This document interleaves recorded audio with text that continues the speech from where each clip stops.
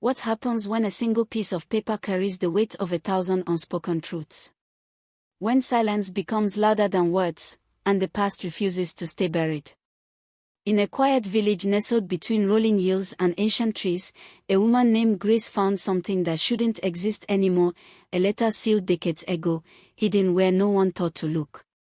What it contained would shake the foundations of everything our community believed about honor, loyalty, and the cost of keeping secrets.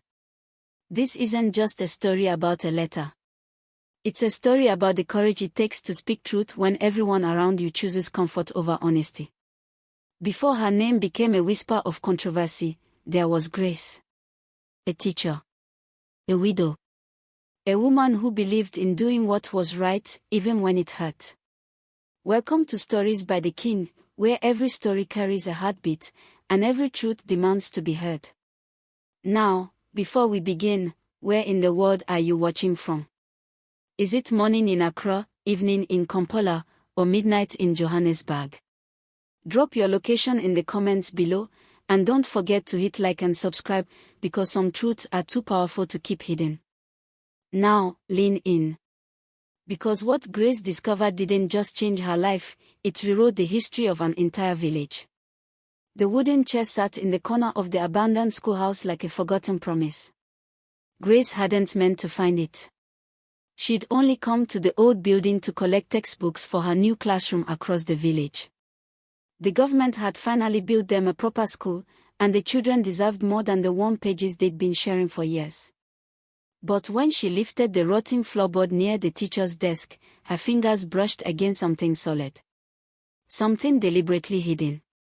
The chest was small, no bigger than a bread basket, wrapped in oilcloth that had somehow survived the damp and the decades. Her heart hammered as she pried it open. Inside lay a single envelope, yellowed with age, addressed in careful handwriting to the people of Makembe village. The seal was still intact. Grace's hands trembled. She recognized that handwriting. It belonged to her late husband's father, Chief Otieno, who had died 30 years ago, long before she'd married into the family. She should have taken it to the elders immediately. That was the proper way. But something in her chest tightened with an instinct she couldn't name, a whisper that told her to read it first, to understand what she was carrying before she handed it over to those who might prefer it stayed buried. Grace sat on the dusty floor, the afternoon light slanting through broken windows, and carefully broke the seal. The letter inside was written in English, the language Chief Otieno had learned from missionaries but rarely used.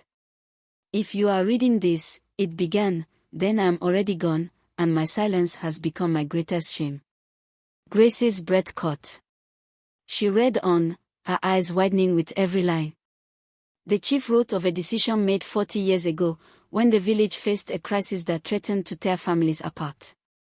A wealthy businessman from the city had come offering money, enough to build wells, schools, and clinics, but only if the village agreed to give up their claim to the land where the sacred grove stood.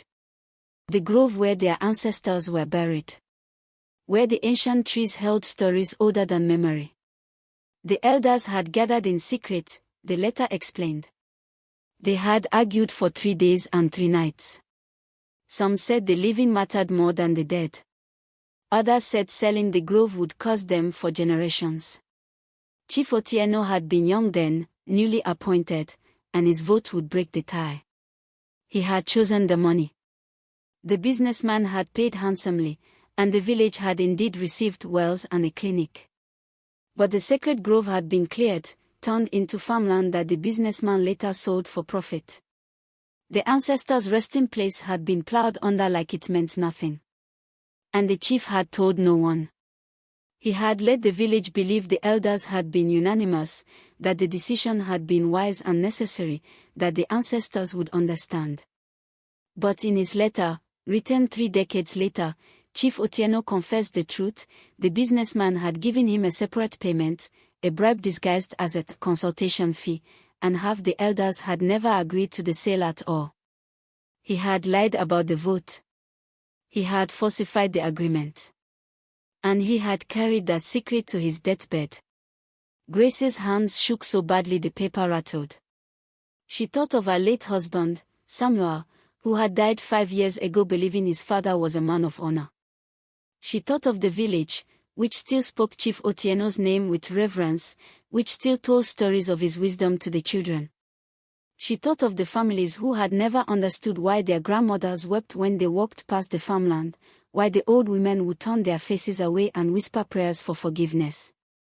Now she knew. And the knowing felt like swallowing stones. The letter ended with a plea: if this is ever found, let the truth be spoken. Let my name carry the shame it deserves. The living should not inherit the lies of the dead. Grace sat in that ruined schoolhouse until the sun began to set, until shadows crept across the floor like the ghost of choices that couldn't be undone. She knew what she had to do. But she also knew what it would cost. Grace didn't sleep that night. She lay on her thin mattress, staring at the ceiling, the letter hidden beneath her pillow like a coal that wouldn't stop burning. By morning, her decision was made. She would take it to the village council. She would let them decide what to do with Chief Otieno's confession.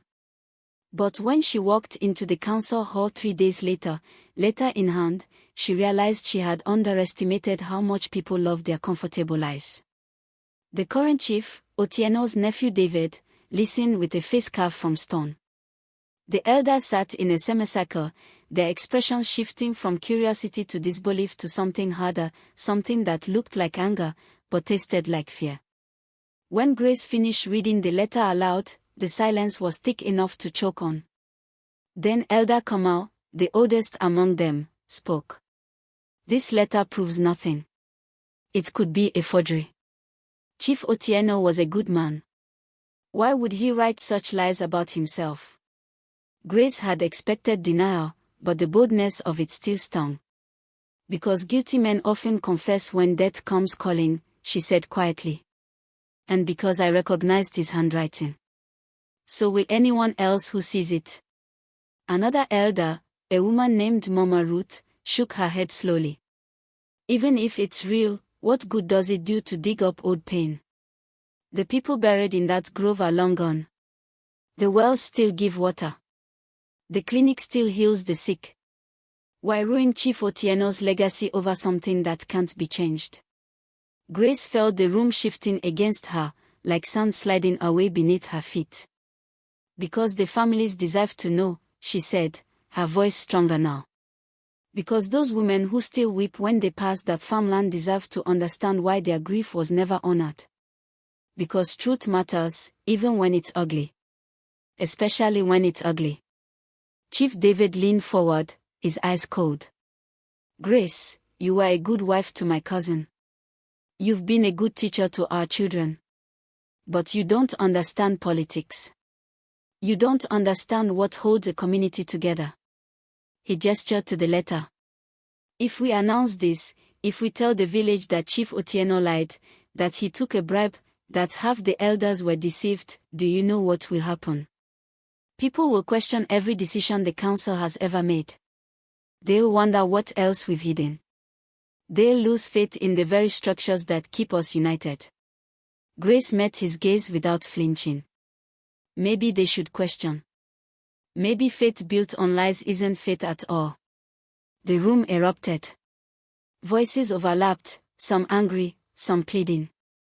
Elder Kamal slammed his walking stick against the floor. Enough.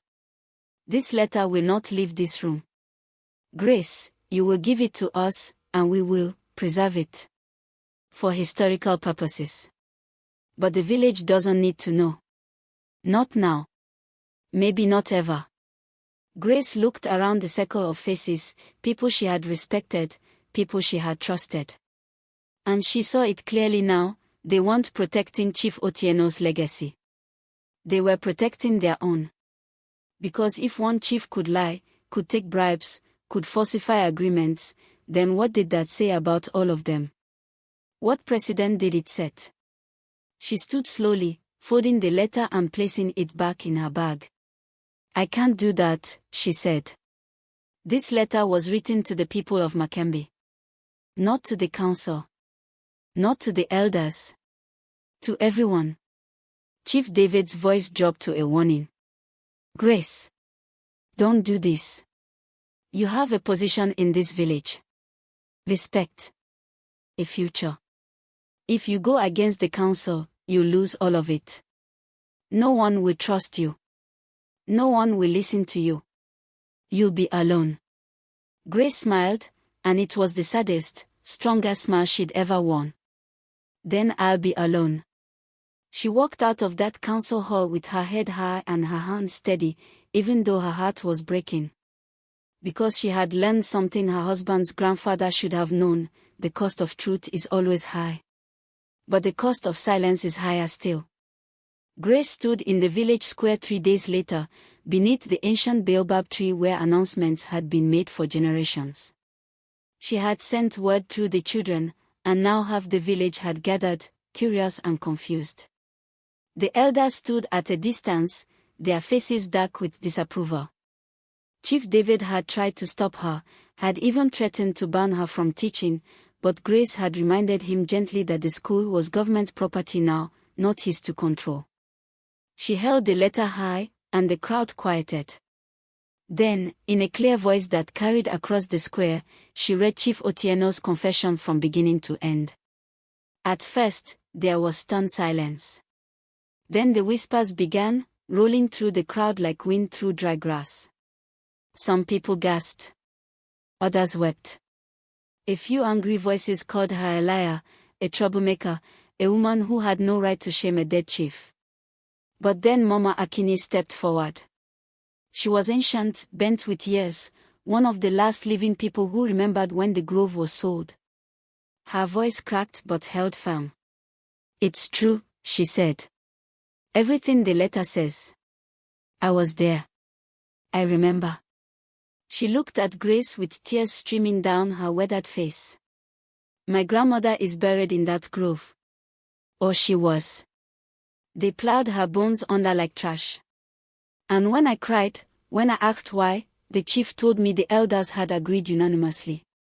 He told me it was for the good of the village. He told me to be grateful. Her voice rose.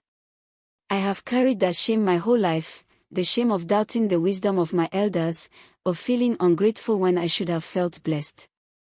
And all along, it was a lie. Other voices joined hers. Old women who had buried their questions along with their grief. Younger people who had grown up hearing whispered stories that never quite made sense. Slowly, painfully, the truth settled over the village like rain after a long drought. Chief David tried to speak, tried to regain control, but the crowd wasn't listening to him anymore. They were listening to each other, sharing memories, piecing together a history that had been fractured by deceit. Grace didn't say anything more. She didn't need to. The letter had spoken. The truth had been freed. And now it belonged to the people, just as Chief Otieno had intended, 30 years too late, but still theirs. That evening, as the crowd dispersed, Elder Mama Ruth approached Grace. Her face was softer now, thoughtful. You were right, she said quietly. And I was wrong. I chose comfort over courage. I hope you can forgive me. Grace took her hand. There's nothing to forgive. You were protecting something you thought was worth saving. We all were. The village changed after that day, not all at once, but slowly, like a river finding a new path. The council agreed to place a memorial at the old farmland, honoring the ancestors whose resting place had been violated. They established a new rule: all council decisions would be recorded in writing, signed by every elder, and kept in a public archive.